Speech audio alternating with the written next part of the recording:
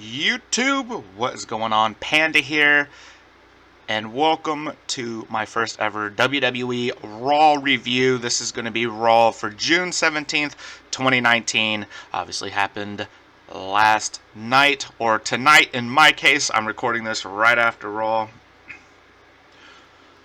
What if I told you that the first 30 minutes of this show was actually pretty damn good?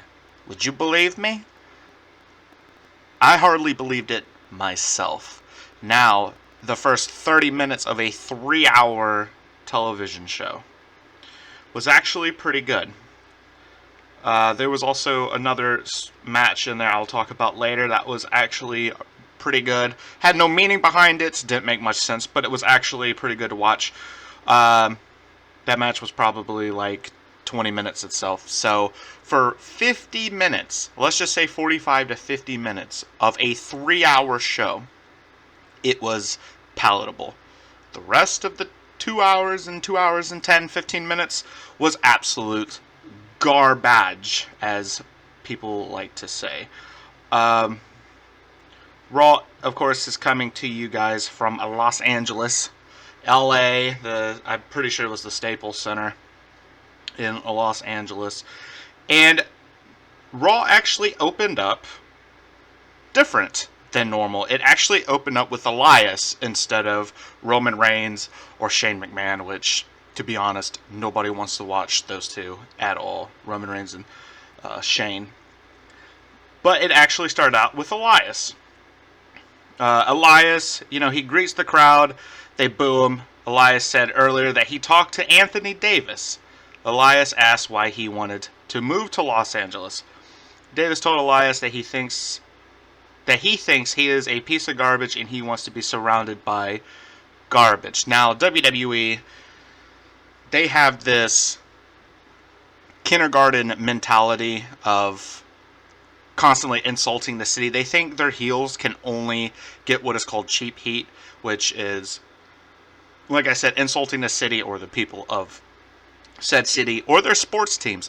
Which, guess what? This is a go-home show before Stomping Ground that happens on Sunday. I will talk about the amount of times that cheap heat is actually involved in this match. So that's already number one, Elias. The only way to do that is to move to a city where the people are more toxic than the air. Elias would rather be anywhere but LA, but he was invited by Baron Corbin. Elias takes his jacket off and reveals that he has a referee shirt. Now, if you're not paying attention to WWE, at Stomping Grounds, there will be the Universal Championship match with Seth Rollins versus Baron Corbin, and Baron Corbin is allowed to pick a special guest referee. That is his special stipulation in this madness. I'll have my thoughts on Baron Corbin pretty soon. Seth Rollins comes out and attacks Elias from behind with a steel chair. Rollins hits him a few more times with the chair. Rollins says he's done playing games after everything he's been through with Brock Lesnar. Brock Lesnar obviously being the Money in the Bank winner. He carries the briefcase in that insulting match. Corbin has to find himself a guest referee, but this is a message for anyone considering the position. That's the first and last warning if you side with Corbin. Rollins doesn't care what was promised to him. The chair's waiting on the other side. Rollins then walks off. Now this is a plus. That I have to say, this was a good segment because we didn't start, like I said, with the normal bullshit of Shane McMahon or Roman Reigns. So that was a good segment. Elias, I feel so bad for him, for Elias. He is such a talented dude, and I know for a fact, alright, this is my probably best guess, that he is either waiting for his contract to go down so he can go to the Indies or possibly AEW, or he's just going to settle for his garbage that he's given by Vince McMahon, because he is getting probably paid a lot of money because he gets a lot of TV time. I do have to say, Elias actually gets a lot of TV time, so either way. So, the Miz makes his entrance right after Seth Rollins leaves. And Elias is getting to his feet. He's laid out in the middle of the ring by this chair shot. And then The Miz runs in and hits him with a skull-crushing finale, which is his finisher move. Lashley then is Lashley's next. He gets in the ring and spears Elias. Cesaro makes his entrance and gives Elias the Cesaro swing. Ricochet comes out, hits a code breaker on Elias, and then Braun Strowman comes out and hits a running power slam. Now this is a fatal five-way elimination match between The Miz, Bobby Lashley, Cesaro, Ricochet, and Braun Strowman. Now I did think it was kind of funny. I understand a lot of people were tired of the Elias abuse, but I actually did I did find it a little funny that they were all hitting him with their finishers, because it reminded me of that one Royal Rumble where Heath Slater was attacked from behind running down on the ramp, and it took him like 20 minutes to get into the ring because everybody just kept like clotheslining him on the way, to the ring, and he rolled steadily down to down the entrance ramp to the ring, and then he finally got thrown in and then was like eliminated right after that. So I thought that was actually kind of funny. But yeah, poor Elias. I do feel sorry for him. So anyways, the Fatal 5-Way elimination match. So the bell rings and Strowman drop kicks Cesaro and Lashley down. Strowman fights the other two off. Samoa Joe is seated at ringside because this is a #1 contenders match for the United States Championship at, of course, Stomping Grounds, which is Sunday. So the winner gets a United States Championship opportunity. Strowman then sends Cesaro and Lashley over the top rope. Miz jumps on Strowman's back, but he's slammed off. Ricochet is also taken down. Cesaro comes up to Strowman and hits an... Oh, he picked up Braun Strowman. Cesaro is one of my favorite mid-card wrestlers in WWE. I can't say all professional wrestling, but WWE. He is legitimately strong, like a tough dude. He's obviously from Switzerland, I do believe. He picks up Strowman, which is not a small guy at all, by the way, and gives him like this weird... It was like a torture rack type slam. It was absolutely insane. Looked beautiful, by the way. It just shows how strong Cesaro really is, and I wish WWE would do more with him, but there you go. Strowman gets out of a neutralizer, which is Cesaro's finishing move. Cesaro goes for a springboard, but Strowman catches him and gives him a running power slam. Strowman then gives Lashley a running power slam onto Cesaro. Strowman covers Cesaro to eliminate him, which I found that to be extremely insulting. I wish Cesaro wasn't the first one eliminated. If I had my money on it, it would have either been The Miz or Bobby Lashley. Ricochet runs up, but Strowman throws him. Lashley attacks him from behind and gives him a suplex. Lashley knocks Miz off the apron and blocks a kick from Ricochet. Strowman then gives Lashley a running power slam to eliminate him. The running power slam is Braun Strowman's finisher because Braun Strowman has the same amount of talent as a paralyzed person in the ring. So Braun Strowman then eliminates Bobby Lashley.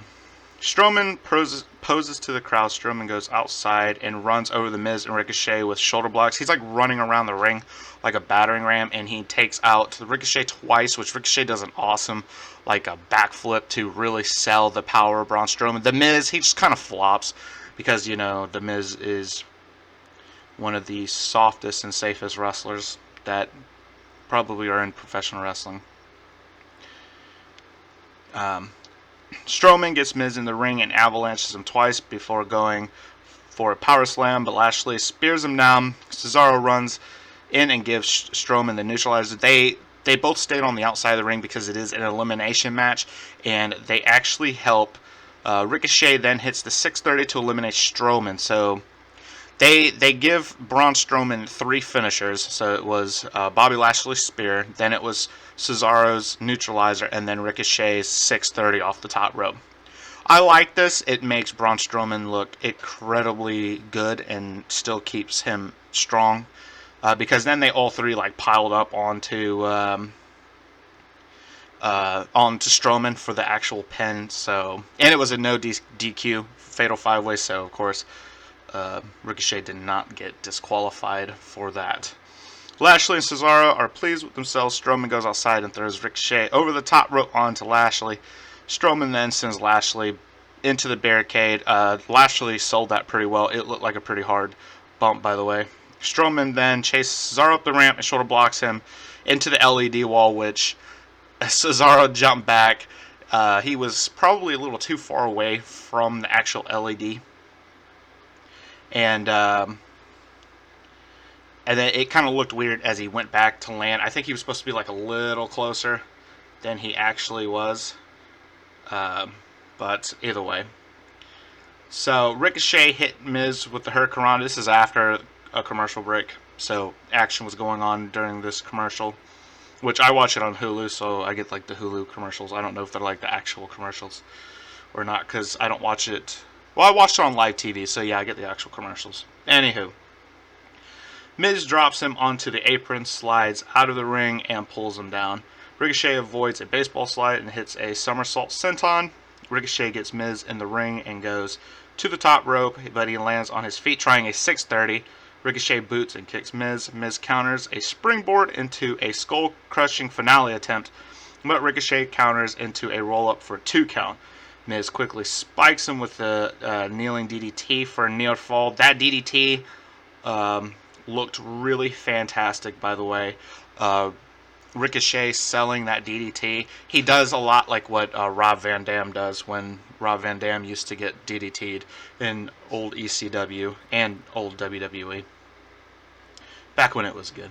Samoa Joe is watching closely at the ringside. Miz starts hitting the it kicks, which Daniel Bryan made popular. It's when the other wrestler's on his knees and he's like kicking him in the chest, and the crowd is shouting yes, yes, yes every single time, and then he revs one up and they're like, oh, and then he kicks him again. Yeah, Daniel Bryan made that famous. But Ricochet ducks the roundhouse. Ricochet hits a crazy drop kick, but Miz comes right back by attacking the knee. Ricochet rolls him up for a 2 count. Ricochet goes for an attack, but Miz counters into the figure 4 leg lock. Ricochet fights through the pain and turns him over to reverse the pressure, which is the Indian Death Lock, by the way. Miz screams in pain and turns back over to put the pressure on Ricochet. Ricochet gets to the bottom rope to break the hold. Miz goes for a springboard, but Ricochet counters into a code breaker. Ricochet then hits the 630 for the win. So Ricochet won. He is going to go and fight Samoa Joe in 6 days at Stomping Grounds for, of course, the WWE United States Championship. I haven't really given my thoughts on Stomping Ground itself, but I thought that the card was completely dead. A lot of rematches from Money in the Bank and a lot of old like wrestling feuds that we've seen way too much on pay-per-view and TV. But it's good to see something fresh and something actually pretty good, because I'm excited because I love Ricochet. Ricochet is one of my favorite wrestlers in WWE. I liked him in Lucha Underground. I liked him in the indie circuit, PWG.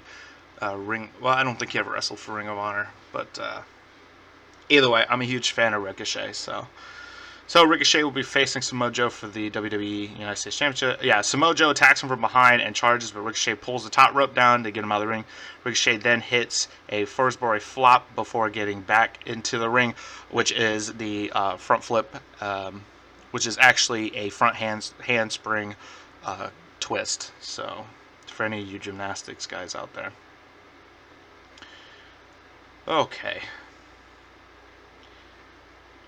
So we go to a commercial break, and it's going to be the Raw Women's Champion Becky Lynch makes her way to the ring. She's going to confront Lacey Evans, which, anyways, let me read this and then I'll let you know. So Raw's Women's Champion Becky Lynch makes her way to the ring. The crowd chants her name. Of course they do. She's the most over woman in WWE right now because Ronda Rousey left. So there you go. Lynch says the man has come around and calls out Lacey Evans. Week after week, she's had to look at Evans' droopy head drone on about what she deserves, but Lynch agrees with her. Next time Evans comes with striking distance of the man, she'll get exactly what she deserves. Evans will do whatever it takes to get ahead and curry favor backstage, but she'll do the people a favor by kicking her ass all over Los Angeles. I'm going to tell you one thing. Since Stomping Ground, that kicking ass and taking names slogan, I hate that slogan. I hate it because Michael Cole has literally driven that into the ground. I think ever since Saudi Arabia, the Super Saudi show, he's probably said it 100 times. He always says it before commercial break, after commercial break. When they're talking about Stomping Grounds, they're gonna kick ass and take names. It's all retarded. I hate that saying now. I really do. And it came from one of the funniest video game characters, but either way. So Lacey Evans' music hits and she comes out to the stage. Evans says nobody cares about Lynch. Lynch has it all wrong. Evans made her mad because Lynch didn't understand her. Lynch makes fun of her, like how she's speaking so slow, like because she's supposed to play like the Southern Belle, which there's the stereotype that Southern people talk super slow. All of them do. So that's what Becky Lynch was making fun of her over. Evans says she's a tall drink of water and a pretty outfit and a classy hat, but deep down her flawless image is a tough as nails woman who has been through things even the man couldn't comprehend. Lynch asks if this is the time she tries to pluck on people's heartstrings. Evans says they're in Hollywood and they should make a movie about her. She's not just a lady, she's a real United States Marine. Lacey Evans' background is impressive. Her ring work and the way WWE has portrayed her is actually garbage. Me, myself, being a United States Marine veteran, that is, much respect on Lacey Evans for being, a United States Marine or any service member. You just don't have to be a Marine. But the way that WWE has overexposed her and she's green as grass, it looks bad. And they also never told anybody about her backstory until now. So people don't care. So there you go. Okay. She does it all with dignity and grace. That's what the women's division needs. No, that's not what the women's division needs. Women's division needs actual matches that mean something and more people than just the same 05 that we see.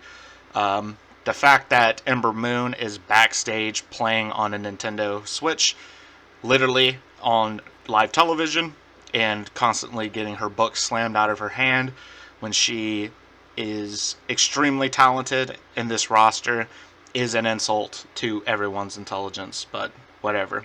We need to see more Lacey Evans. Lynch says she knows Evans' story, what makes it harder to figure out why she does what she does with attacks from behind. Lynch says Evans is a pile of trash. Evans says it's what WWE needs. They need a legit, confident, classy lady, not some nasty like Lynch. I don't even know what that means. She has like this catchphrase, nasty. You're a nasty. I don't exactly know what that means because she calls everybody that, so who knows. Lynch is beatable. Evans knows because she already cost her one title at Money in the Bank when she interfered in the Charlotte match for her to lose the SmackDown Championship. Evan knows because she already cost her title. Lynch then gives her the Bexploder. Lynch then steals Evan's hat and wears it out. Who cares? Who cares? Who cares? I don't give a shit about this women's match. I don't. Everybody said that the women's division is fine after Ronda Rousey left. Tell me how. Tell me how. Ronda Rousey left. Killed this women's division. The legitimacy of the women's division is a fucking joke. Becky Lynch, I like Becky Lynch. I like Bayley. I like both of the champions. I just think that Becky Lynch is overexposed and Bayley is just having a championship put on her because Vince McMahon is giving the middle finger to Sasha Banks. That's it. Stomping Grounds, if Becky Lynch retains the championship, I will be completely surprised. I will be surprised if Becky Lynch retains that belt. I definitely think it's going to be that freaking talent, that nauseating. I can't even. I don't even have words for her. Can't even remember her name right now because I'm so angry. I'm so annoyed with her. Okay. Alexa Bliss. Sorry. So, alright, so we'll hear from Roman Reigns about losing to Shane McMahon later on. That's their segment that they're going with, which, who cares? I hate this whole feud between Roman Reigns and Shane. The dumbest thing I've ever seen. So, it is the Staples Arena. Alright, so they go backstage, and the Revival are walking around. Then they go into Shane McMahon's VIP lounge. He has like this VIP like room that he says like Shane O'Mac on the door with his face and all this other dumb shit. And it's like they open the door and it's like this catering. They're all having like this party, this big catering. There's only the four of them. You know, they're drinking champagne. They're hanging out. It's Shane, is Drew McIntyre, and the Revival, which of course are the Raw Tag Team Champions. So, yeah. So they're just partying with them. So, all right. So Charlie Caruso asked Baron Corbin if he's scrambling to find a new referee since Elias is out. Corbin says that he's got a new pick and reveal it on the Kevin and Sammy show, which Kevin Owens is on SmackDown, so this is the wild card rule that I absolutely hate. This is the dumbest idea I think WWE has had in a very long time, but either way. Rollins then attacks him from behind with a steel chair. Rollins says he has more work to do. The Viking Raiders, also known as the War Raiders for anybody who actually likes, the War Raiders, they are set to be in action next. They then go to commercial. There's a lot of commercials, obviously, and this is a 3-hour show. So, once the commercial comes back, once the show comes back, SmackDown Tag Team Champions Daniel Bryan and Rowan come out to the stage. Bryan says he understands why the McMahon family asked him to come as a wild card because Raw and LA suck. Daniel Bryan is not wrong. I love Daniel Bryan. Daniel Bryan is an amazing wrestler in his own.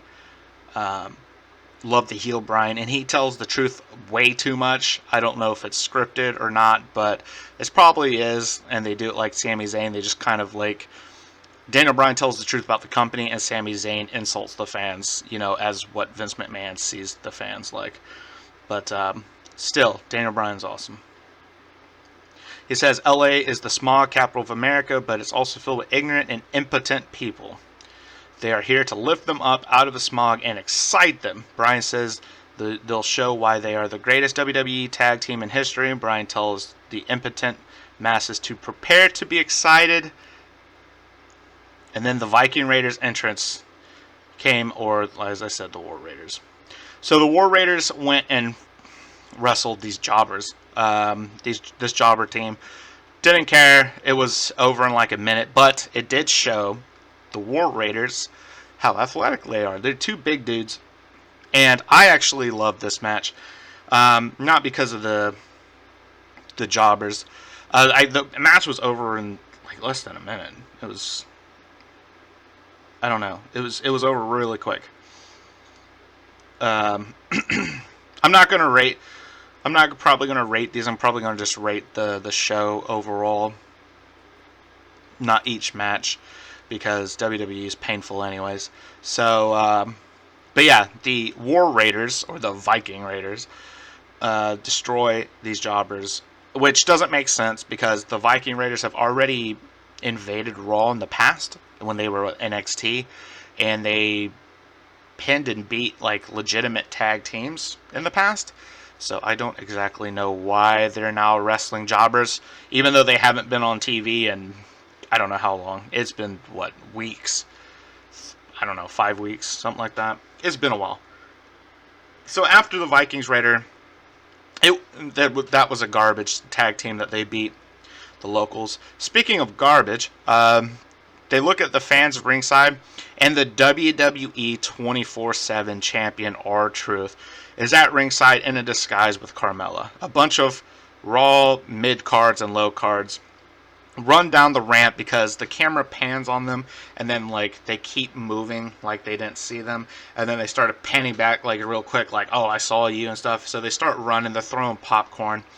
This is a comedy routine that I've said on social media that R-Truth, I love R-Truth. R-Truth is an amazing guy. I watched him in TNA, I watched him in WWE, I watched him all around.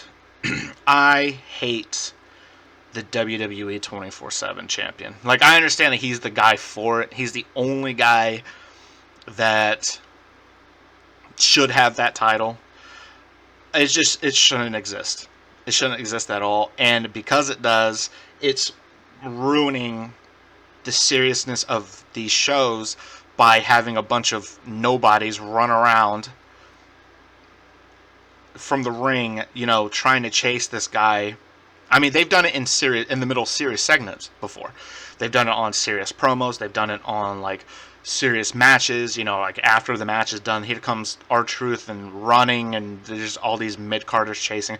It looks so bad. It's bad. It's the bad spots. It's terrible, terrible, terrible way to promote a wrestler and a belt. I've said this, that the 24/7 championship is nothing but the dumbed down version of the hardcore championship. Very dumbed down. And it should stay on social media. Their YouTube and their Instagram and their Twitter accounts should deal with the WWE 24/7, not my television time. But like I said, I love R-Truth. He does make the 24/7 championship thing worth kind of watching. It's just it's old already. I hate it. It looks terrible. Very, very childish. But either way. So as this crap is going, R-Truth is running. He goes under the ring and they pull Titus O'Neil out from under the ring, which doesn't make sense. R-Truth, uses that distraction. Titus O'Neil is like, hey guys, what are you pulling me under the ring for? Which I don't know why he was under there anyways. But whatever. He didn't come running out with the rest of them, so who knows? It's WWE. You just who knows? R-Truth runs away. He escapes. So he's still the 24/7 champion, which, yay. Cool. Nobody cares. Alright, so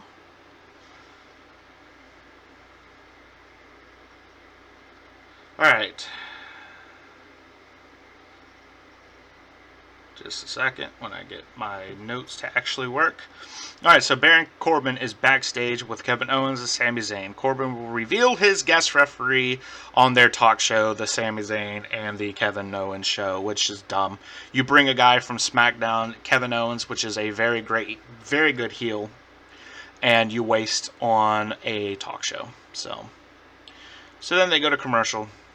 They come back to see Shane McMahon's VIP lounge, Drew McIntyre, the Revival, another segment with Shane. Heath Slater joins the party and asks for a raise. The Revival, they laugh at him. They do like the little spit take with their little champagne and everything. McMahon says it took a lot of balls to walk in and ask it. McMahon says he has kids as well before declining the raise. He pretty much tells him no. Heath Slater has this thing that says I have kids on his shirt. It first started off with Brock Lesnar when he was like, I have kids, and then Brock Lesnar pretty much says, I don't give a shit, and then he F5'd him to hell. This was years ago, but they're still doing it because Heath Slater is nothing but a joke anyways. So, McMahon says Slater walked in like a man, and he will let him walk out like a man. Slater leaves. McIntyre then follows after him. Drew McIntyre and Heath Slater were in this terrible faction called 3MB, the three-man band. Absolutely horrible. They all played like air guitar, air drums. It was terrible. But anyways, so Slater's on the phone with, I guess that was his wife, when McIntyre says, he taps on the shoulder. He says he has to do something for Slater. He doesn't like the way that he doesn't like the way that he's, how he looks like he's all depressed and everything because he's not getting his raise and so on and so forth. So, whatever. So McIntyre says he knows Slater's family. Obviously, they were part of 3MB. McIntyre takes out some money and he like insists that he takes it, but he drops the money on the floor. Slater goes to pick it up, and then McIntyre blindsides him, beats the crap out of him too. Like McIntyre like slams his head against like these crates and stuff, like these metal crates. It looked pretty brutal and it looked awesome. The Revival come in, pull McIntyre off, and then they pick up the money off the ground because the Revival are heels. So is McIntyre. Good stuff. So now the next segment goes is the Sammy and Kevin show with special guest Brian Corbin. Yay, nobody cares. I don't really understand why WWE is pushing Baron Corbin. I said Baron Corbin, because he's nobody likes looking at him. But anyways, he's not a good heel. He's just nobody likes looking at him. So Kevin Owens welcomes everyone to the show and apologizes to Sami Zayn that the new graphics are not updated. Oh yeah, they were talking about like they needed the new signs and all this other crap. I don't care. Owens then does the long intro for Baron Corbin, replays a showing of Seth viciously attacking Brock Lesnar 2 weeks ago at WWE Super Showdown. The footage is shown of Rollins attacking Sami Zayn on Raw. That was last week. Corbin gets into the ring, and Zayn says this is a safe space, unlike WWE in general. They saw what already happened to Elias and what happened to him last week. Zayn says he was a licensed referee and was still attacked by Rollins. For that reason, he's withdrawing any eligibility to be referee at Stomping Grounds. Owens agreed and withdraws his name as well. Zayn says they still want to hear who is the special guest referee. So Baron Corbin with a stupid look on his face. I swear he's got like the IQ of a small child. He says he has a lot of fantastic options. People lined up to the door to be the guest referee. Nobody lines up to the door to see Corbin, by the way. Corbin says he picked someone who was born to count to 3. EC3. Ha ha ha. WWE and their stupid jokes. And you wonder why nobody's watching this. So EC3 comes out in a referee shirt, but then he's attacked from behind by Seth Rollins with a steel chair. Of course, Rollins annihilates C3. He really beat the crap out of him on that stage. It looked brutal. I do have to say that looked brutal, that chair attack. But yeah, he annihilates EC3 with a steel chair, bending it over his back. Corbin with a dumb look on his face like normal. Corbin accuses Rollins of taking opportunities from an up-and-coming rising superstar, which is funny because that actually wasn't Seth Rollins. That happened to be Vince McMahon. But whatever. So after EC3 practically looks dead on the steel, then you hear the New Day. You hear me and the New Day. I used to like them. I liked them individually. Big E was my least favorite of the group. I think their gimmick's old. I know it still gets over because, everything else in WWE sucks. So, like, anything that resembles anything positive, of course, is going to get over. Like Becky Lynch.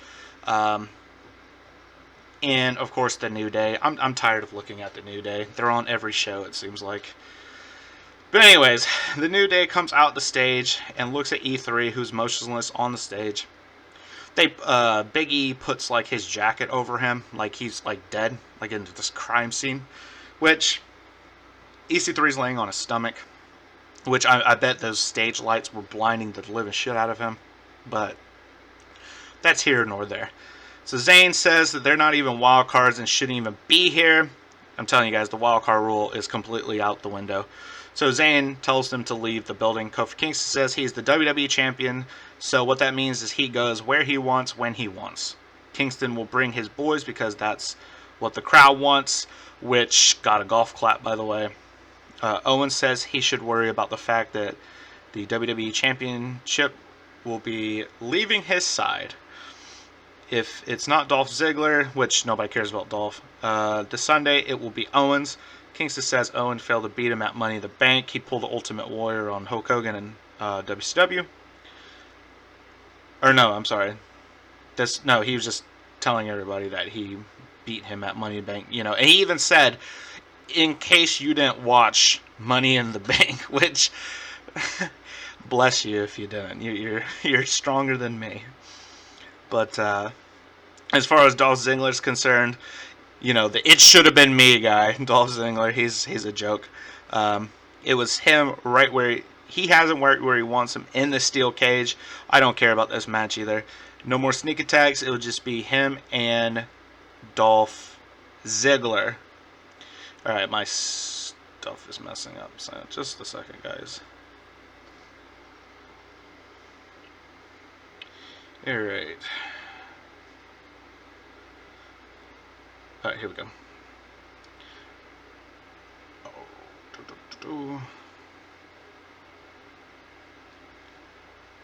So yeah, pretty much why I'm trying to get back onto my notes. The New Day, they're still throwing pancakes, by the way. Your WWE champion is throwing pancakes. So, yeah. Good. He doesn't look like a champion to me. He's got these stupid gimmicks. He's very small. Kofi Kingston has lost a lot of muscle mass, so he looks skinny. Like, he doesn't look like he's built anymore for wrestling. Anyways, so it's going to be a steel cage match. It'll just be him and Ziggler. After they go to war, the referee will grab his hand and tell the world that he's still the WWE World Heavyweight Champion. Cool. Which probably will happen because Dolph Ziggler's a joke. So, Dolph Ziggler, he's doing his stand-up comedy. So, there you go. Corbin says they don't want to be special guest referee, but he challenges them to a match to beat them back to SmackDown. Xavier Woods says it sounds like a challenge, but if only they had a WWE official to sanction this match. They all turn around, the New Day does, and they point at EC3, who's still selling the chair shots. He still looks dead on the ramp, by the way. They hold up his body. This is where EC3, I take offense on how WWE is treating EC3, Ethan Carter III. He was a big player in TNA, Impact Wrestling, whatever you want to call him. This man has been buried ever since he's left NXT, and he's most likely going to be elite very, very soon. Hopefully his contract ends very soon with WWE, so he can go somewhere where people will actually respect him. Because he's a damn good wrestler. He's a fine wrestler. But anyways, they hold up his limp body, and the crowd chants EC3. Of course they do, because they're WWE fans are idiots. They ask if he's okay, and they shake his head. They do these squats, and he's shaking his head like crazy. Kingston then mimics EC3's voice to sanction the match, to then drop his body onto the steel. That was embarrassing. They made him look like a puppet. I absolutely hated the way EC3 looks on this segment, by the way. Talk about insulting a top talent. A top talent you don't even know about. Because you won't give him a chance. NXT gave him a chance. He was amazing at NXT. Obviously in Impact, he was an amazing wrestler. He goes to this main roster, and they immediately bury his ass. And I'm just like, I hate seeing EC3 treated the way that he is.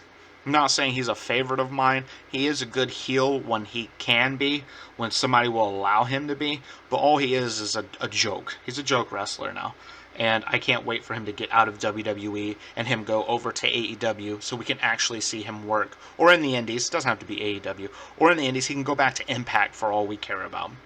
And so he can actually be the wrestler that we all know he can be. All these guys who don't sit here and just watch WWE main roster crap and just think he's a joke. What an insult. Fuck you, Vince, by the way, McMahon. You're constantly burying great talent on your show. I'm so sick and tired of looking at it.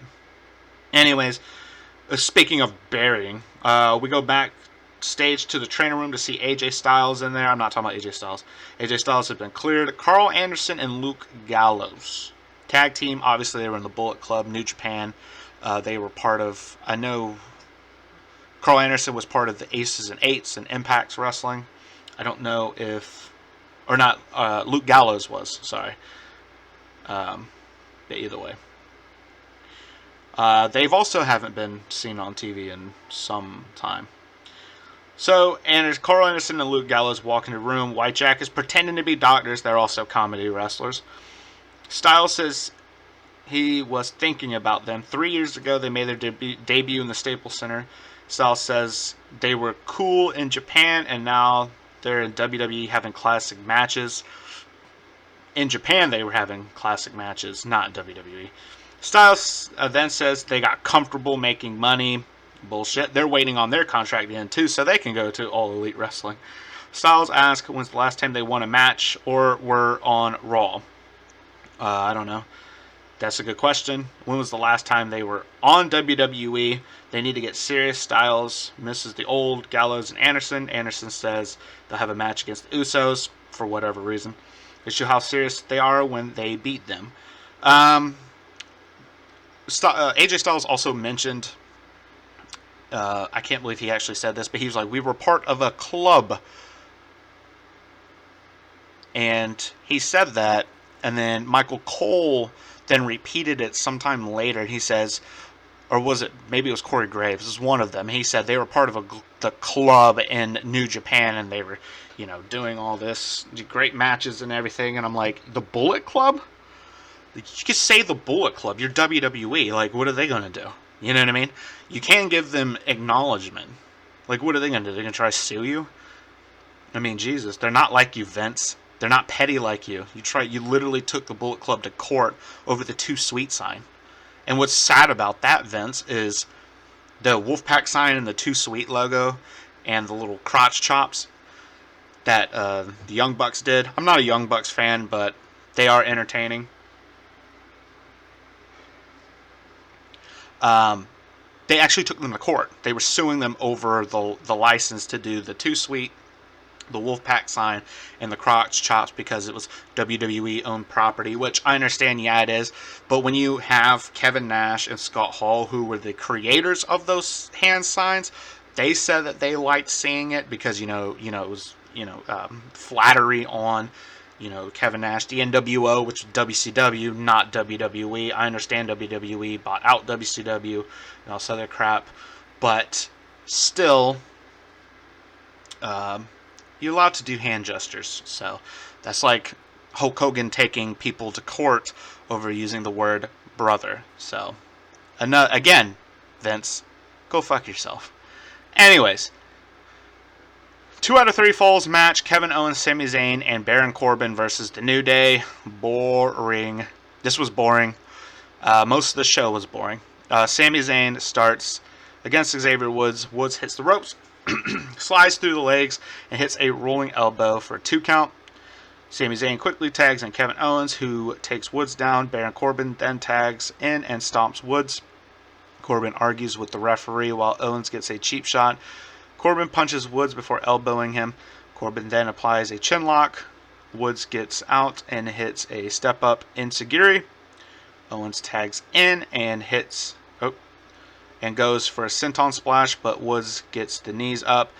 Zayn quickly tags in and stops Woods from tagging his partner.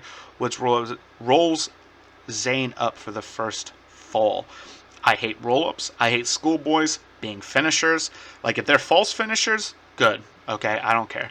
But an actual finisher, I hate it. I don't know why people do this. I don't know why this is a thing in modern wrestling where small packages, schoolboys, roll-ups, whatever you want to call them, are actual finishers. Especially that most wrestlers do their finishers and then they kick out of them.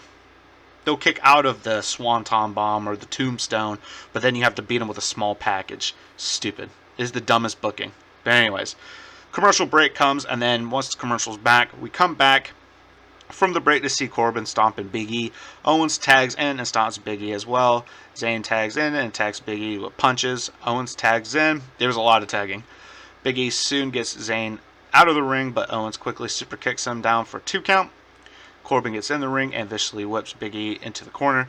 Zayn tags back in and punches away at Big E. Owens tags in and bounces Big E off the top turnbuckle. Owens then knocks Woods off the apron. Big E sidesteps Owens and puts him into the ring post shoulder first. Big E then hits Owens with a belly-to-belly suplex, which looked good. Of course, Kevin Owens at his size and Big E at their size, they're very athletic. It's just I'm over the New Day right now. Maybe because they're just overexposed. But either way. Kingston and Corbin are tagged in. Kingston hits him with a springboard, 2 slaps, and a drop kick. Corbin throws him off, but he runs into the pendulum kick. Kingston hits a crossbody block for a near fall. Kingston kicks Corbin down and hits the boom drop. Kingston sets up for the Trouble in Paradise, but Corbin counters him with a deep six.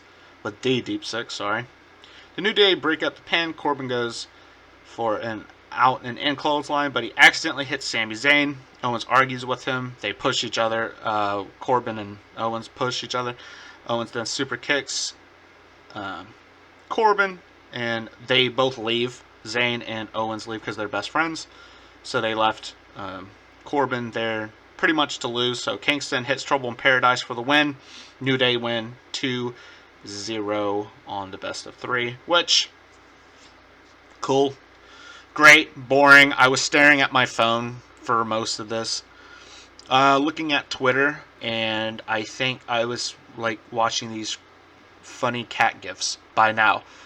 These shows are boring as hell, and they're just boring as hell. So we go backstage to see Alexa Bliss, great, and Nikki Cross. I like Nikki Cross. I don't know why they're pairing her and Bliss together. Nikki Cross is way too talented to be hanging around with the likes of Alexa Bliss. Now, the only reason why I will see this and will say yes to this is if Nikki Cross, like let's say Alexa Bliss beats Bayley at Stomping Grounds, which I have a feeling and in my stomach and it's more vomit than anything else. Nikki Cross might betray Alexa Bliss because she finds out that for weeks, this storyline, Alexa Bliss has been telling Nikki Cross lies about Bayley, because Bayley's supposed to be the super baby face in the women's. She's like the hugger and all this other crap. She's very bubbly. Don't care. Bayley. I like Bayley. It's just I don't really care about the hugging gimmick and all this other stuff.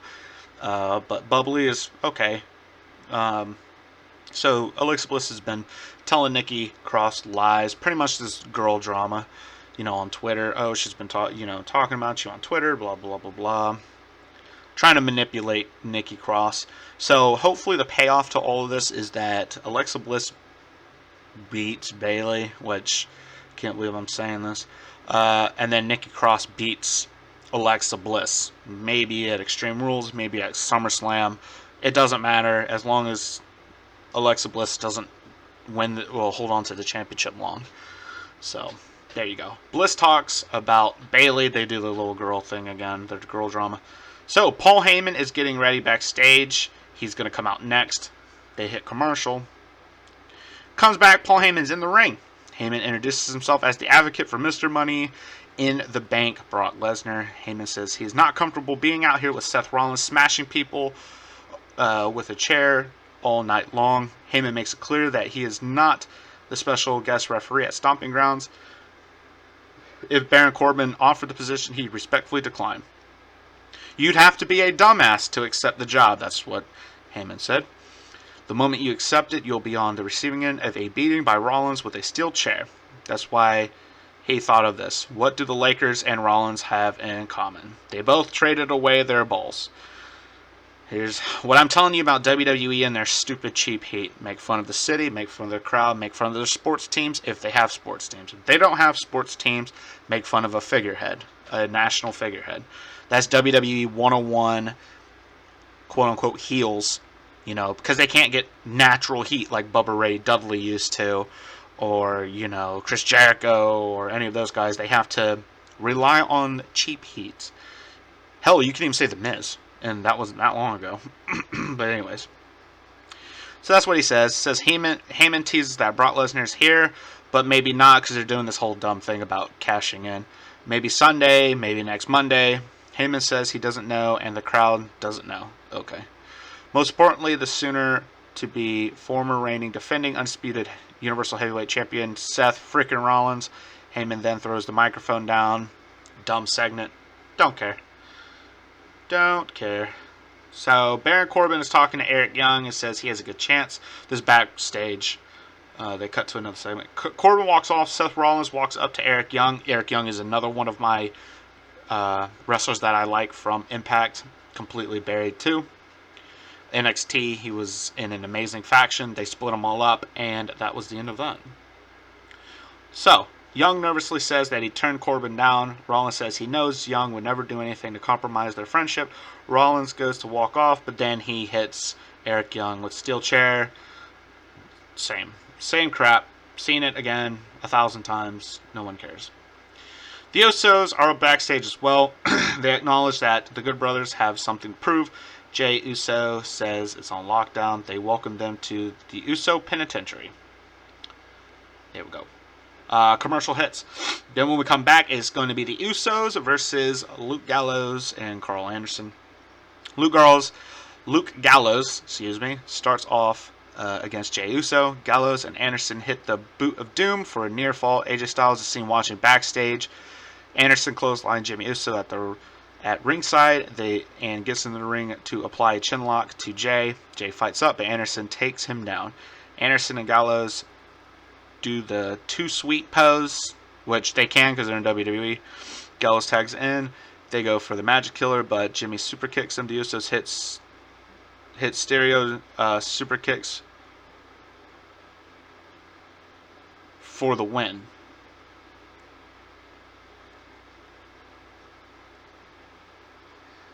Okay. So, it's winners by pinfall. The Usos win.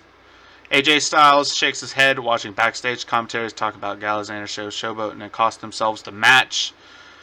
Dumb. It was stupid. I wasn't a fan of that at all. So, there you go. I absolutely hated it. They are burying... I know what they're doing. Vince McMahon is burying those two, Luke Gallows and Carl Anderson, because they did decline the contract extension because they're going to All Elite Wrestling. We all know this. They probably called Cody Rhodes on the phone with Vince McMahon next to them, saying, we're coming to AEW. Prepare for us, because we're going to get a Bullet Club meeting back. All you need really is AJ Styles, which AJ Styles is too loyal probably to go to AEW. Because AJ Styles with TNA, how long it took WWE to rip him from there. Yeah. So, interesting. So we go to commercial. Come back, Hulk Hogan is shown in a Twitter video rooting on the USA's Women's World Cup team. I don't care to see Hulk Hogan. Don't care. He was 80s and 90s. Keep him in 80s and 90s. So, Roman Reigns makes his entrance. Great. Yay. A video package recaps him losing to Shane McMahon at WWE Super Showdown, which we've seen 1,000 times already. Literally every show they play it once or twice, so great. It was interference from Drew McIntyre. Reigns says he's not here to make excuses. That's not entertaining. What is entertaining is him whooping someone's ass tonight, which then, of course, Michael Cole in his little giddiness after Roman Reigns came out and he shouts the big dog like he always does. Kick ass and take names. Kick ass and take names. So there you go. Reigns calls out Shane McMahon to prove he's a man. I was not looking at any of this, so I have to read this from a website. So, Shane McMahon appears on the Titantron. McMahon tells Mike Rome to give him the proper introduction. Rome obliges. The whole best in the world thing, we all know why this is happening. I don't know why people are confused on why they're doing this. CM Punk is the best in the world wrestler. That was his gimmick for years. And we all know that he's most likely going to AEW All Out August 31st, which I will be watching all of the wrestling that day. We have a lot going on. August is actually going to be a busy month for wrestling. So WWE, with their SummerSlam pay-per-view, better come out hot and heavy. It'll probably suck. It'll probably be the worst one. But, whatever. You got All Out The 31st, you got NXT TakeOver UK. The 31st, you got NXT TakeOver. Is slightly before that. You have the New Japan Pro Wrestling G1 all throughout August. Well, end of July and August.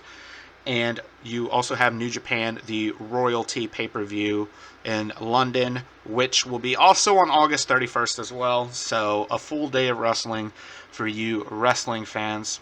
I'll be watching all of those, so you will get reviews for all of those. Anyways. So yeah, Mike Room gives him the introduction of the best in the world is dumb. McMahon says Reigns shouldn't be ashamed of losing to the best in the world. It was hot out there, but McMahon says he's too hot. Ha ha ha. He's 51, by the way. He's a 51-year-old man who the supposed quote-unquote face of your company, which I don't know why Seth Rollins isn't, because he's the champion. Roman Reigns is, 20 years younger than him. Is losing to a 51-year-old man who doesn't wrestle for a living. He is management, so good. And he lost. Yeah, he lost because Drew McIntyre kicked him, but it was also clean too, so whatever.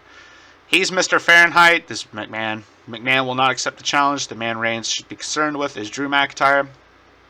McIntyre tells Reigns to listen. McIntyre is a lackey. He's a goon for everybody, so he comes out with Shane McMahon. The sole reason he's out there beating him down is Shane McMahon. In 6 days at Stomping Ground, he'll kick Reigns' ass. Reigns' night will end when he is physically disfigured. McIntyre wants Reigns' children to scream at the sight of him. This was brutal by Drew McIntyre. That promo was actually really good. I actually got my head to look up. I was on Twitter. My head to actually look up when he said that, and I was like, oh, that was actually, that was actually brutal. It kind of made me want to watch the match, and then I realized I was looking at Roman Reigns and then said, never mind.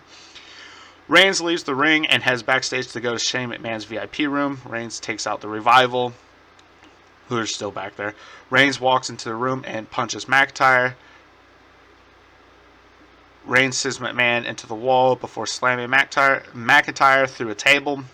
The man tries to crawl away, but Reigns catches up. McMahon runs away and goes to ringside. Reigns tackles him and punches away at him. Reigns puts him in the ring and connects with a Superman punch. Reigns stalks around and waits for McMahon to get up. Reigns then spears McMahon. Reigns stands over McMahon and tells him to crawl to the back to tell McIntyre he'll whoop his ass on Sunday. Reigns then walks off. Ugh, who cares? Who cares? So Alexa Bliss and Nikki Cross will take on the Iconics. The worst women's tag team I think I've ever seen in my life. My God, they are terrible. They are terrible, terrible, terrible, terrible, terrible. I don't remember their names because I can't watch them perform in ring. They're two Aussie girls, and holy crap. Any old WWE fans out there remember the Divas back in the day where they were literally hired over their looks, not their athletic ability, where they did the stupid diva searches, where they could play beach volleyball, really terrible time in the women's division of wrestling. They're better than them. They're better than them in the ring. At least, I can't say like Kelly because obviously she got much better, but yeah, it was pretty bad. I hate the Iconics. I hate them. The reason why they are women tag team champions, I will never know. And why they've been women tag team champions for so long. They took them off of Bayley and Sasha Banks, by the way. Two of your most talented women wrestlers. The Iconics. Greener than grass. Timing is absolutely horrible. Their moves look like shit. Their selling looks like shit. Their promos are shit. I mean, I've seen Outlaw Mud Show independent wrestlers that are better, that just came out of school, that are better than the Iconics. And these women are on WWE TV. Disgusting. The only female I wanted to watch in this match was Nikki Cross. And I hate Alexa Bliss too. She's the exact same way as the Iconics. But sluttier. So, alright, they go to a commercial break. They come back. SmackDown's Women's Champion Bayley is backstage with Natalya and Naomi. Charlie Crusoe comes up and says she saw a tweet that Bayley refused to take a picture with a fan because they were wearing a Nikki Cross shirt. Bayley says Alexa Bliss fabricated the tweet. This is this women's drama. This is why Nikki Cross hates Bayley, by the way. Not for her title, which apparently the brand splits over because Alexa Bliss is fighting Bayley for the SmackDown Women's Championship. The only problem is that Alexa Bliss is a Raw superstar fighting a SmackDown superstar for her belt instead of Becky Lynch, which is a Raw Women's Champion. Whatever. Whatever. So, literally, this is why they're fighting. So, stupid. WWE Women's Tag Team Champions. The Iconics come out. They talk about LeBron James coming to the Lakers. He was a champion. Now he's not. They are the future. And the future is iconic. I hope not. I hope the future is the Iconics out of the WWE or back down the developmental. Train these girls. Please. Train them. Alright, now I get to look at my notes. So, WWE Women's Tag Team Champions, the Iconics versus Nikki Cross and Alexa Bliss. I put 3 minutes of pure hell. Alright, before the match begins, SmackDown's Women's Champion Bayley makes her way to the ringside. They go to commercial. I'm reading from a website now. Billie Kay, which I have to say is my most hated Iconic. I don't even... It's Peyton Royce, okay, and Billie Kay. I hate Billie Kay. Billie Kay is the worst of the two, and that says a lot because Peyton Royce is pretty shit too. So Billie Kay starts against Alexa Bliss, pure hell. Bliss slaps her, of course. So Kay takes her down by the hair, just Jerry Springer looking shit. You'd swear Vince Russo was writing this match. Bliss takes her down and stomps away at her. Peyton Royce tags in, and Nikki Cross is brought in. Cross takes her down and goes for a crossbody block, but Royce moves. Kay tags in and strikes at Cross. Royce tags in and applies a chin lock before whipping her down for a 2 count. Cross fights out, but Kay pulls her back. Kay kicks her down. Pretty much the Iconics win. My notes is just... I'm looking at my notes, and literally it just says 3 minutes pure hell. The worst women's tag team championship I have ever seen. So the winners are the Iconics. I don't know why. I never pull for Alexa Bliss. I don't like Alexa Bliss at all. But pretty much... Alright, so this is like the end in a nutshell. So Bliss tags in Nikki Cross. Cross is going to win. And Bayley pulls Bliss off the apron because of their match in Stomping Grounds. And then Nikki Cross, pretty much looks, pretty much Bayley cost Nikki Cross the tag team champions because, of course, the Iconics won with the freaking roll-up. I hate this. I don't understand why this is a finish. This is a finish of any wrestling match. It says the Iconics soon roll up Cross for the win. Bayley pulls Bliss off the apron and shoves her for good measure. My God. I hate... The reason why I'm rambling is on this match particular is because I have no words for it. It was complete garbage. It was horse shit.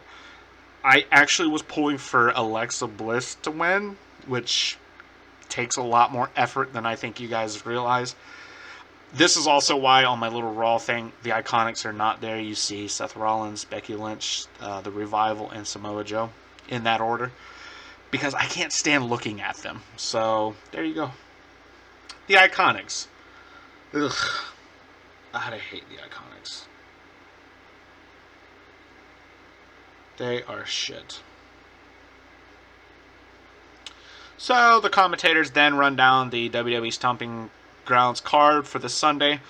One word for that, boring. Except for the Ricochet match. I do have to say I am pretty excited to see Ricochet versus Samoa Joe. I know they're going to do a good match, and that makes me happy.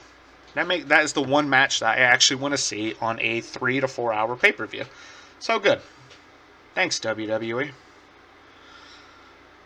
Alexa Bliss and Nikki Cross or backstage, Cross says Bayley is not who she makes herself out to be. Bayley crushed her dreams. Cross wants to see Bliss do that to Bayley. Fun.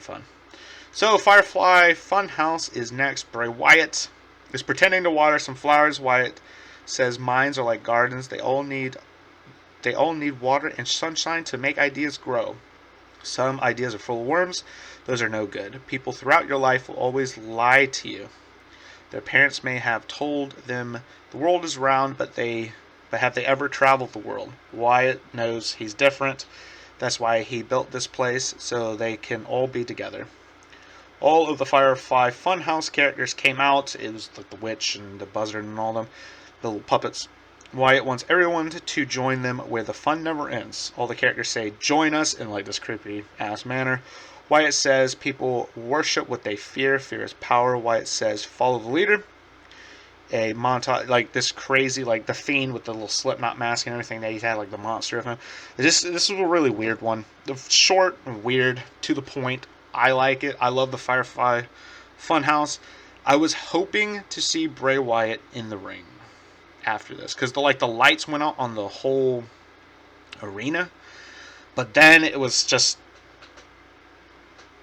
nothing. It just kind of cut away. Like I expected him to stand there in the ring, because there was a rumor that he was going to be there at Raw. So of course he wasn't. Just something else that WWE likes to disappoint their fans with.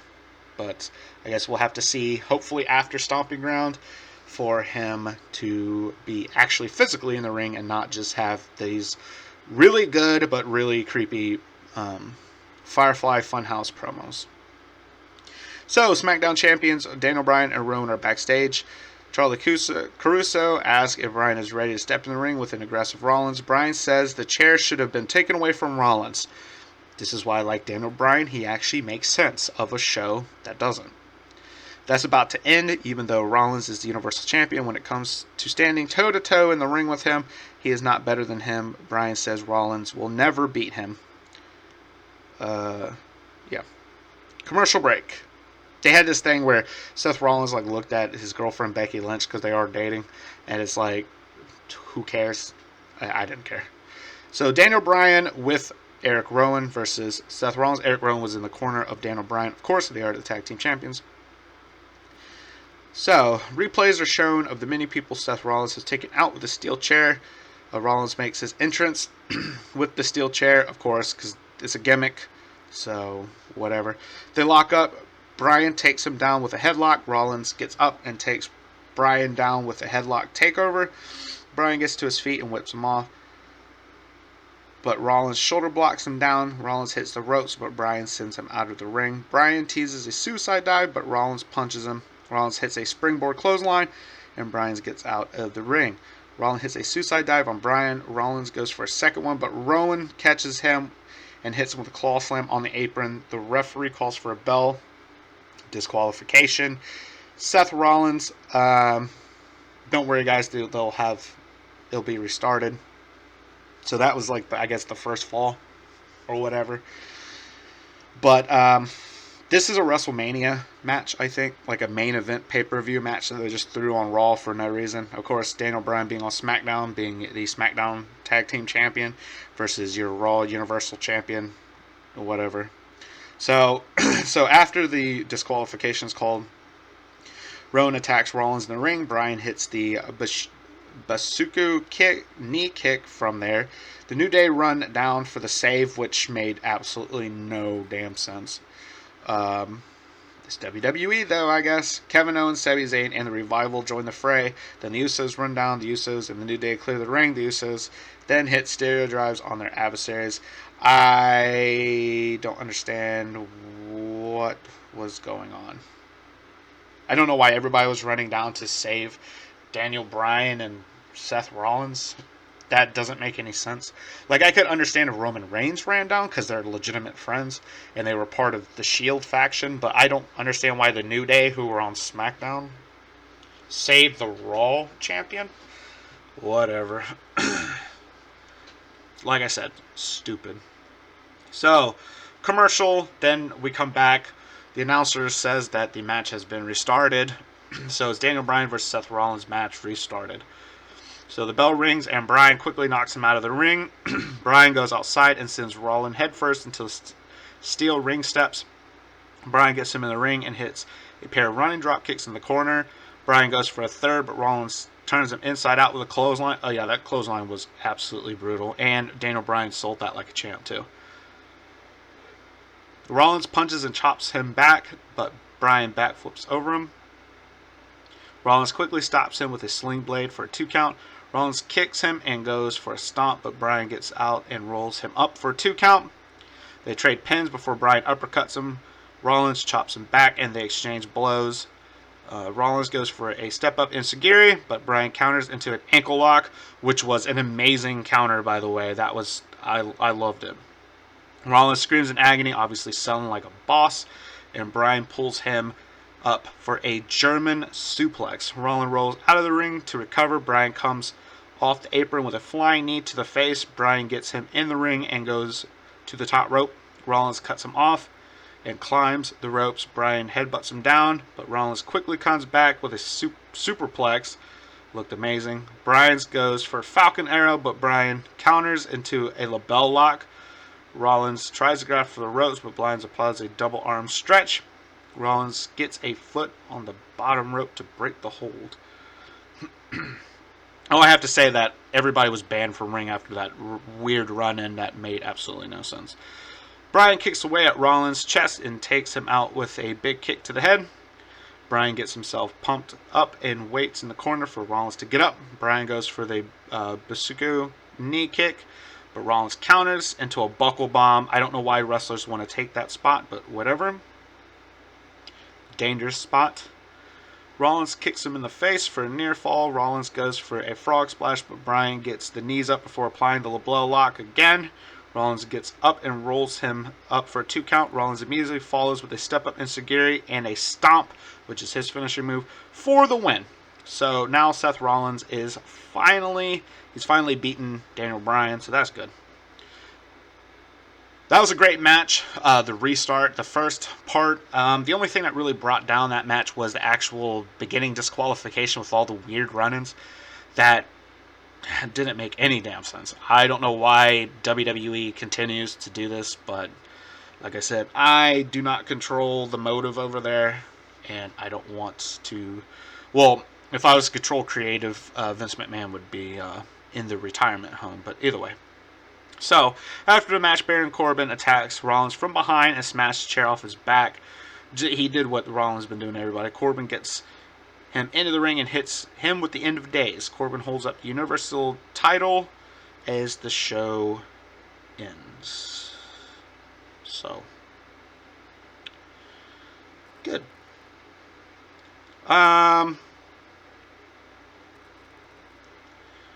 Alright, so the beginning of Raw, the first 30 minutes when they had the Fatal 5-Way with the Elias angle, was good. The final match with Daniel Bryan, the restarted match with Daniel Bryan and Seth Rollins, was a good match. Main event caliber, and I'm not talking about for Raw, I'm talking about for SummerSlam, okay? Or a big pay-per-view, SummerSlam, Royal Rumble, WrestleMania. Great match. Like I said, the first part of the match was dumb with the DQ, but like I said, WWE's creative, or all 5-year-olds on speed, so whatever. The rest of the show in between, besides the War Raiders, the Viking Raiders, showing off their athleticism and their dominance, that was good. That was a good showing, even though the match was over in like 45 seconds. The rest of the show was all shit. Like normal. Becky Lynch was terrible. That segment was dumb. Because I think it was too late. Lacey Evans should not be wrestling for the women's championship when she hasn't even won a singles match since before Money in the Bank was a month ago. So why she's getting this title shot, who knows? But you could say the same thing for Alexa Bliss on the SmackDown side of things with Bayley. Doesn't even make sense. Alexa Bliss barely has even wrestled since WrestleMania. We all know, I mean, WWE reported that it was concussion-like symptoms. I'm doing air quotes. We all know that she had plastic surgery to enhance her breast.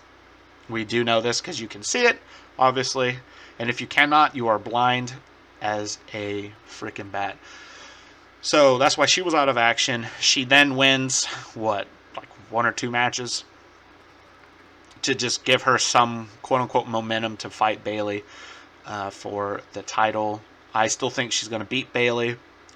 I think, personally, that Becky Lynch is going to retain the title because I think WWE wants to put it on Lacey Evans, but I don't think Lacey Evans has shown enough from the crowd and the WWE, even with Vince McMahon and his weird horniness for blondes. It's true. The blondes and the blonde women in the company get the biggest pushes. Blonde and big boobs. I should reframe that because Carmella hasn't really gotten anything. But I just don't think Becky Lynch. I think it would be a bad move for Lacey Evans and Alexa Bliss to both win the women's championships on a pay-per-view that already is having trouble selling tickets and nobody really cares about. So it's probably going to get a really, really bad viewing, which is good. Because after Super Showdown, people had enough of WWE's bullshit. So, and there's all rematches anyways from Money in the Bank, which was another letdown of a pay-per-view. So, good. The less that they sell and the less people that watch, the better that you force McMahon's hand to retire or to become better. And I'm going to tell you one thing. I am waiting for October to show up. AEW on TNT is a good thing for wrestling and a good thing for competition because we all know that Raw and SmackDown is not going to be the one competing with AEW. It's going to be WWE NXT, which is legitimate wrestling. All right, this isn't sports entertainment. This isn't their crap that they pull on Monday and Tuesday, which I would like to tell you that I'm looking that I'll watch SmackDown, but I know it's going to be absolute garbage. Whatever. It's going to be terrible. So I already know because these go home shows are the worst because they're doing a lot of pumping up for the pay-per-view, which makes sense. My overall grade for this Raw out of 5, if I was to give it a grade, would be 1.5. 1.5 stars out of 5, which is a bad show. It's not terrible. It's not the worst like they had, 2 weeks ago? They had the worst Raw ratings of all time. I think it was 2 weeks ago. Maybe it was last week. It was last week. Last week it was the worst Raw ever. And I wanted to shoot myself after watching it. And that's actually the reason why I started doing this. Wrestling reviews was because of that Raw. I just wanted to wait, kind of get everything ready with my gaming content and whatnot. But anyways, this is not a good show. They had two good matches.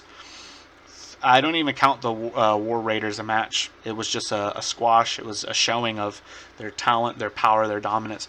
The rest of it was garbage. Obviously, the Firefly Funhouse is good. It always is a good segment. 24/7 title can go straight in the shitter. I hate that title. It needs to stay on their social media, like I said earlier in the review. R-Truth, love him. He's doing the best that he can with that championship, which is probably better than anybody else could.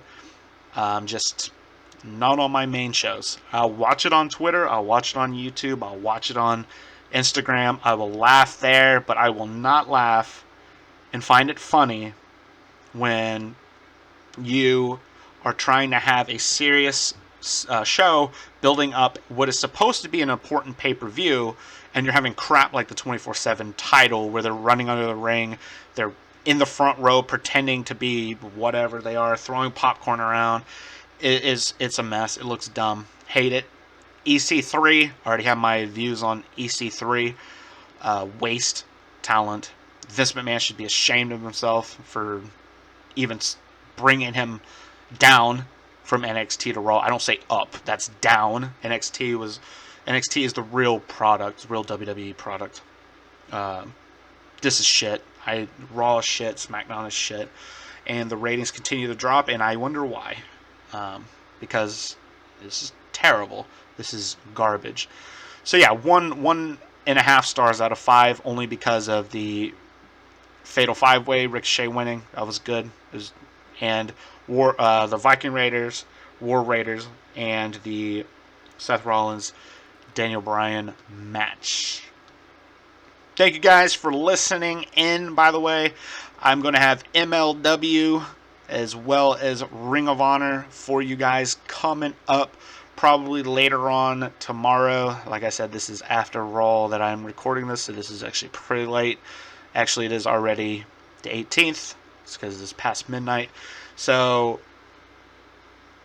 yeah, guys, look forward to Major League Wrestling and Ring of Honor. They won't be as long as this because obviously they are only hour shows compared to a 3-hour show. So they probably be 45, 50 minutes, depending. I don't have much bitching and complaining when it comes to other products besides WWE main roster, so they'll be a lot shorter. But anyways, guys, like I said, thank you for joining me on this. If you made it all the way here, you have been amazing. I really do appreciate it, guys. Follow me on Twitter. It's on the screen now. There's my Twitter, at UndergroundPan1. It'll be the Underground Panda Gaming official Twitter, where you will see all the channel updates and everything else that I do pertaining to YouTube and I guess pro wrestling now, because I do share a lot of pro wrestling things. I will also be doing a pro wrestling news, kind of wrestling weekish on Friday. It'll be like a short video, maybe 35, 40 minutes, depending on exactly what there is to talk about. I will talk about, however, that very scary dive that I shared on my Twitter on Aerostar in a AAA Wrestling. We are glad that he is not killed. He looked like he was going to die. I thought he was dead when I saw it on the thing, but I will explain more of that on Friday. If you want to watch that video, it's on YouTube. Just put Aerostar scary dive. You will be able to see it, and I will let you guys know on his condition, because he was rushed to the hospital after that, which is good.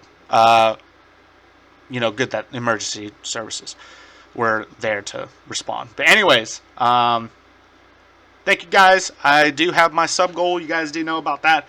1,500 subs. That is a dream goal, of course, guys. So if we do not make it, that is A-OK. If you would like to help out the channel, please leave a like or dislike, a comment, rate, subscribe, share. Do what you guys can to get this channel out there. I really do appreciate everything you guys have done for me. Thank you for the success of yesterday's New Japan review, or sorry, the day before Sundays. It would be yesterday, but today's Tuesday. My times are mixed up. It's late. I do apologize. Please don't kill me for it. But anyways, New Japan's review had a pretty good numbers, views. People were, starting to talk about it. People are liking it. It's definitely doing better than my gaming content, so this is why I'm continuing to do pro wrestling reviews, and they will keep coming. Hopefully this will get better. I'm, going to upgrade stuff, equipment, and whatnot. So, the more I get views and everything, the more I can upgrade and everything, and bring you guys better content in the future. So, yes, guys. Any new subscribers, by the way, welcome to the den. Hope you guys enjoy this content, man. It comes to you guys pretty much daily, Monday through Friday. Obviously, I don't put any content on Saturday, Sunday, unless it's New Japan stuff, like I did put New Japan on Sunday. Of course, their pay-per-view ended at like 3 p.m., so, I went ahead and did a quick review. And so, guys, just look forward to it. It's gonna be great. I can tell you one thing: August 31st, when that Saturday is full of wrestling, and it's gonna be amazing wrestling. I will do reviews on Sunday about all 3 of those events. So look forward to that as well. I do have a lot of content coming to you guys, so I hope you guys enjoy all of this. Like I said, thank you once again for all your love and support. Have a wonderful Monday, Tuesday, wherever you're at, and I will see you guys tomorrow with more content. I'm out of here, animals. Thank you so much. Take care now. Follow me on Twitter. It'll also be in the description below. Have a wonderful rest of your day. But until then, Take care for now.